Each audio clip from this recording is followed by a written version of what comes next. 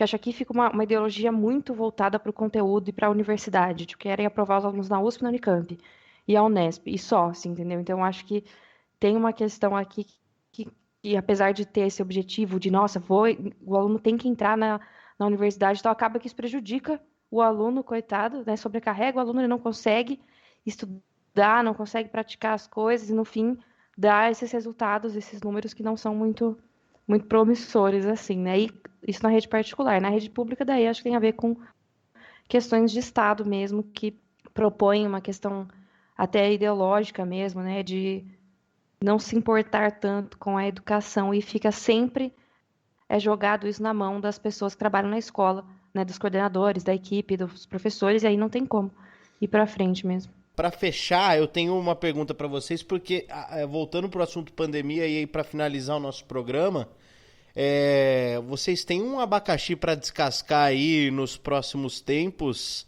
que é o seguinte, porque vocês colocaram aí todas as coisas ruins que acarreta aí com relação a esse período, né, do aluno em casa, o atraso do aluno desse ensino à distância, como a Paula disse, nem à distância, porque nem foi feito para isso, é um improviso geral.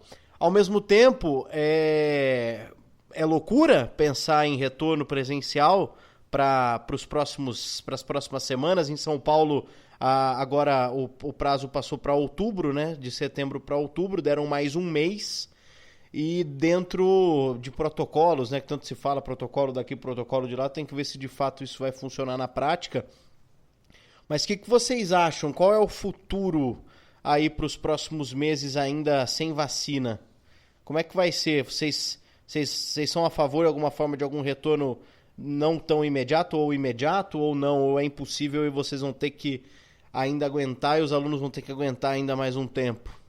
Cara, eu acho que é impossível, cara, ter volta agora. E assim, quando sai uma notícia dessa, porque querendo ou não, tu fala de São Paulo locomotiva e tal, mas por estar muito na mídia, né, acaba virando modelo para os outros estados. Então, quando eu estava exatamente numa reunião online com os professores da minha série do primeiro ano, e quando saiu a notícia, São Paulo adiou para 8 de outubro. Chega todo mundo, quando eu der a notícia na reunião, todo mundo, eita, então acho que aqui não vão voltar logo, não. Se São Paulo não está voltando, sempre tem essa questão, o que é que São Paulo está fazendo, né?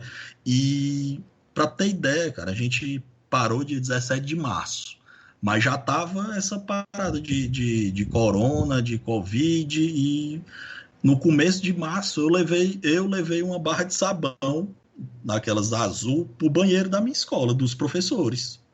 Então, aí os outros professores numa reunião lá, antes de parar, né, que a gente fez uma mega reunião, assim, foi até errado isso, fazer uma reunião dia 16, com mais de 50 pessoas numa sala, podia ter morrido todo mundo. Aí o professor disse, poxa, deviam trazer um sabão líquido, então. Aí eu levantei a mão, amigos, aquele sabão ali, quem trouxe fui eu, semana retrasada, porque eu queria lavar minha mão depois que eu almoçava. E eu não tinha, né? Então, cara, e as formas como estão pensando isso, de ser turma alternada, não tem a menor condição. Então eu vou dar aula numa semana, na outra eu vou dar o mesmo conteúdo para quem não foi. E, cara, não tem, assim, tudo que vier de solução é para empurrar com a barriga, como tá voltando o Campeonato Brasileiro também. Não tem condição isso.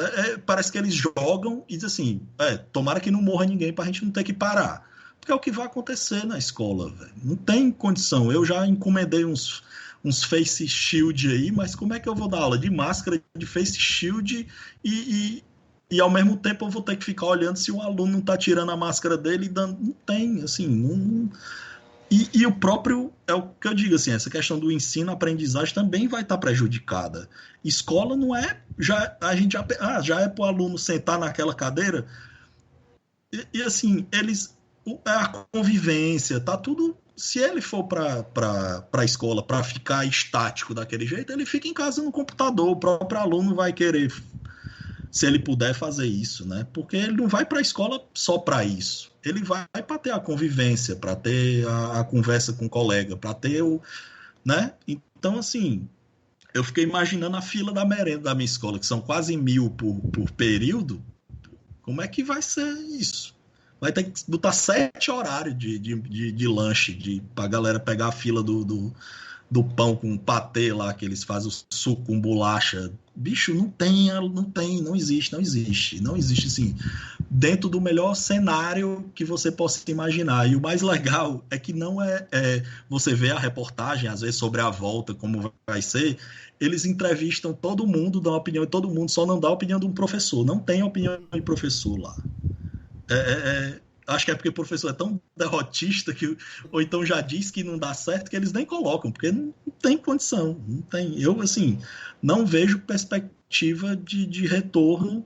Muitas mães que eu tenho contato e pais também já disseram que não vão deixar o filho voltar, porque quando derem a opção, ela vai dizer, não, meu filho vai ficar em casa. As que eu tive contato até agora já disseram que os filhos vão permanecer em casa. A questão delas não é nem perguntando se vai ter retorno, é se quando tiver o retorno, se vai ter a opção de ficar em casa. Porque elas já disseram que esse ano não voltam, né? Então, esse pessoal também tem que ser ouvido, né? O pessoal está preocupado com fazer o filho, não sei nem se aquilo foi real, que eu achei meio absurdo deles ter que assinar um termo, né? Que estava rolando na internet, acho que São Paulo estava fazendo isso, que ele tinha as duas opções. Eu vi essa foto desse termo, se a pessoa assinava, se o filho ia voltar ou não, e que o responsável assumia a responsabilidade se ele contraísse, tirando do Estado, né? Isso, então, e principalmente assim, no caso da minha escola, que a gente recebe aluno de toda a cidade, então não é só de um bairro, apesar de estar no bairro central, nossos alunos eles estão vindo de toda a cidade, então se tiver um foco no outro canto, assim, não tem, assim, nossa ideia, pelo menos a minha, é que não, infelizmente, né, assim, não tem segurança para as famílias, para eles e para a gente também. Qual que é o propósito de voltar agora? Sendo que esse retorno, ele não seria um retorno efetivo, todo mundo ia voltar. Tipo, ia voltar aqui em São Paulo, né, se discute em voltar, acho que 20% de ensino médio. E quem que seria esses 20%? O que vai acontecer? A escola já demorou todo um tempo para planejar, para pensar em como fazer essas aulas à distância, para agora ter que pensar e que condição vai ser essa. Não é nada claro de como a gente vai ter que lidar com isso. Você vai ter que dar a mesma aula várias vezes, ou se vai ser gravado e vai passar para os alunos, o que é pior, né? Esse negócio do gravar e mandar para o aluno. Então, enfim, é uma questão que eu acho muito bizarro. Quando eu vejo essas discussões, já vai voltar. Qual que é o propósito de voltar à aula agora? Se não vai mudar nada na prática da educação, se não vai mudar nada na interação dos alunos, igual você falou, é melhor ficar em casa.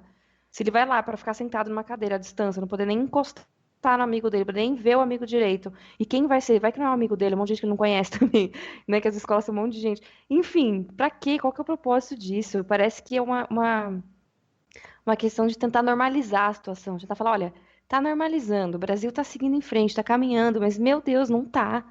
Não tá. E os meus alunos também falam a mesma coisa, de que, não, se voltar, a gente não vai voltar. Tipo, ninguém quer voltar, nenhum aluno quer ir nesse contexto. Não tem condição. Imagina uma aula com minhas turmas também são grandes, né? Tipo, 40 e poucos alunos por turma. Iria voltar menos do que isso, que fosse 10 alunos ali, sei lá, numa sala fechada, de qualquer jeito, assim, sem condição, sabe? Eu acho que é completamente. O ensino tá horrível desse jeito que tá, mas sem condição nenhuma de voltar, porque é isso que vai acontecer, né? A escola é um ambiente de transmissão de doença, ainda mais de vírus. Não tem condição nenhuma. E alunos, uma das escolas que eu trabalho também é região central aqui de Campinas, mais da metade dos alunos vão de ônibus para a escola. Então, como que vai para lá pegando ônibus? Imagina. E os professores, coitados, que também vão de ônibus para a escola. Ou, enfim, eu acho que é bem irresponsável mesmo essa questão da discussão até do retorno. Eu acho que a única discussão possível seria no caso de creches, né? Porque como está retornando o mercado, alguns pais têm que trabalhar, não tem quem deixar a criança. Então, eu acho que isso é uma questão completamente diferente. Mas fora isso, assim, não, gente, não dá. Não tem como. Aí você pensa, não, mas não abre escola, mas abre bar. E o cara que quer que abra o bar é o cara que quer que abra a escola também, né? Então, aqui a gente defende que tudo fique fechado, na verdade, né? Mas, e aí vocês têm um desafio que vocês já toparam, então, só para fechar, que é continuar dando aula em casa para os alunos, né? Apesar de todas as dificuldades, vocês toparam isso, né? Até porque, assim, na escola que eu tô, eu divido a matéria com alguns professores, e aconteceu dos professores que eu divido a matéria, eles são de risco, né, na categoria de risco, porque alguns já têm 50 e tantos, outros são diabéticos, e eles não estão conseguindo dar aula online.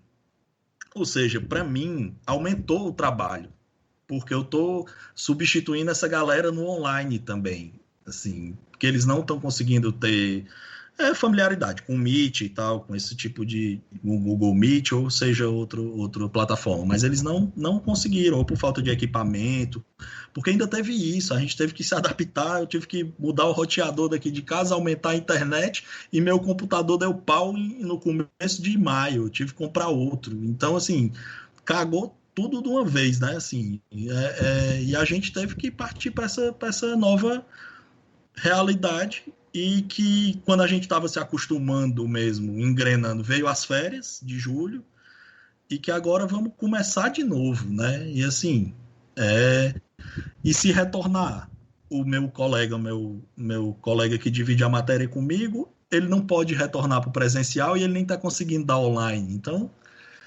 não sei como é que fica, né? Isso aí, né? A gente topou, não tem o que a gente fazer também, né? Ainda mais a gente que consegue, que tem facilidade, né, em mexer com a internet, com o Meet. Facilidade, sim, né? Fingindo, porque eu toda aula dá algum problema. Assim, não consigo compartilhar, os alunos têm que me avisar para eu gravar a aula, porque eu esqueço. E aí, enfim. Mas a gente teve que topar, né? Não tem o que fazer. Eu teve que seguir desse jeito. E é isso aí, professor, né? Que o Thiago falou, a gente é tudo derrotista, e é mesmo. Já que essa é a situação ruim que a gente tá, então vamos nessa situação mesmo, vamos encarar isso aí e vamos tentar, né? Porque é isso mesmo. E aqui em São Paulo, né, que você falou das férias, bizarro, porque as escolas aqui de São Paulo, por causa do estado de São Paulo, eles entraram em férias em abril, né? Fechou as escolas, aí o estado de São Paulo falou, não, vamos fazer férias agora em abril para ter um mês. Não sei qual que foi o propósito, se foi dar um tempo para melhorar a pandemia, ou se foi para planejar como ia ser as coisas. Então, as minhas férias foram, e como eu dou aula em duas escolas diferentes, uma foi em abril, outra foi em maio, então eu nem tive férias, eu dei aula em julho. E aí isso é uma coisa que, assim, tá me matando para seguir, né? Se não, vamos topar, vamos online até dezembro, mas vamos lá, né? Porque é isso. E assim, eu sei que vocês não são professores e que às vezes acham que, nossa, mas tem 2 férias no ano, mas, meu, quando você dá aula, não é suficiente. Juro por tudo. Tiago Porto e Paula Rodrigues, muitíssimo obrigado pela presença de vocês aqui no Coronga. Foi um prazer ouvir tudo que vocês trouxeram aqui para os nossos ouvintes. Eu acho que dar voz aos professores é a nossa obrigação, porque, cara, sem a educação, o Brasil não vai para frente. Eu vou repetir isso quantas vezes for necessário, porque não dá para você falar de uma sociedade se desenvolver igualmente sem uma sociedade bem educada. Então, além de agradecer vocês aqui pela discussão, agradecer vocês pelo trabalho, porque assim tem que ser muito corajoso e guerreiro, né, para entrar nessa e aí enfrentar tudo isso, né? Tudo isso que está acontecendo e se manter bem. Então, muito obrigado, galera. E muito obrigado aos nossos ouvintes aí por esse episódio. Espero que vocês tenham tido reflexões incríveis. Só estar num ambiente que as pessoas acreditam ainda que a educação é esse agente transformador já é uma satisfação estar dialogando e conversando sobre isso, e sempre divertido. Sou um ouvinte. Eu ainda não me acostumei com essa coisa de podcast, cara, e vocês, se eu for falar sério, é o único que eu escuto, vocês e aquele do cara do Treta Talks, do Ivo Neumann. São os dois únicos que eu escuto. Acho que é por conta... Não sei se é a edição, é alguma coisa que é diferente nesses dois. Os outros, eu durmo rápido, canso, mas vocês sempre ficam esse papo bacana aí. E eu tava atrasado uns episódios, mas eu acho que eu tô conseguindo